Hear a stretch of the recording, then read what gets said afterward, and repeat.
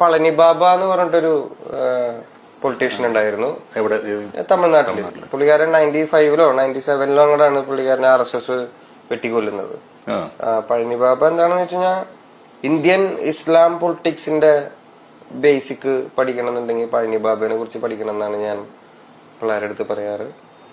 പുള്ളിക്കാരന്റെ സ്പീച്ചസ് ഒക്കെ കേൾക്കാം. ചില ആൾക്കാർ ഹിറ്റ്ലറിനെ ഒക്കെ ഉപമിച്ചിട്ട് പുള്ളിക്കാരന്റെ സ്പീച്ചസ് ഭയങ്കര വയലന്റ് ആണെന്നൊക്കെ പറയാറുണ്ട്. പക്ഷെ കേൾക്കേണ്ട ഇതിനാണ് ആഹ്വാനം ചെയ്യുന്നത്, വിപ്ലവത്തിനാണോ?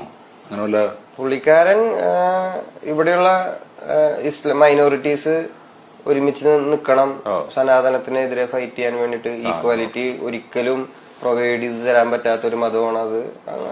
സനാതന ധർമ്മത്തിനെതിരെ ഫൈറ്റ് ചെയ്തിട്ടുള്ള ഒരു ഐഡിയയിൽ മിണ്ടിയിട്ടുള്ള ഒരാളാണ്. കൊല്ലപ്പെട്ടു, ആൾ വെട്ടിക്കൊല്ലാണ് ചെയ്തത്. പാലക്കാട് വെച്ചിട്ടാണെന്ന് തോന്നുന്നു, എനിക്ക് തോന്നുന്നു. പഴനി ബാബ മാഷം ഒന്ന് കേട്ടു നോക്കണം.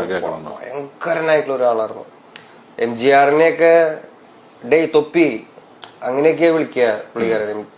അതായത് MGRും പുള്ളിക്കാരനും തമ്മിലൊരു 24 വയസ്സ് ഗ്യാപ്പ് ഉണ്ടാവും. MGRനേക്കാളും 10-24 വയസ്സ് താഴെയുള്ള ഒരാളെ പുള്ളിക്കാരൻ. പക്ഷെ പഴനി ബാബ. പക്ഷെ MGRനെ തൊപ്പി എന്നൊക്കെ വിളിച്ചിരുന്ന പിന്നെ MGR ഒരു 100 കേസ് ഇട്ടുണ്ടാവും ഇയാളുടെ പേരില്, ഇവര് തമ്മിൽ തെറ്റിയതിനു ശേഷം.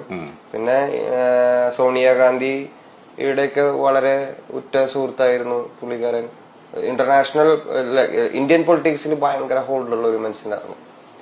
കൊന്നുകളഞ്ഞു. അപ്പൊ അയാളുടെ ഫോട്ടോ, പുള്ളിക്കാരന്റെ ഫോട്ടോ ഒക്കെ ഉണ്ടായിരുന്നു. പക്ഷെ അത് മനസ്സിലായില്ല.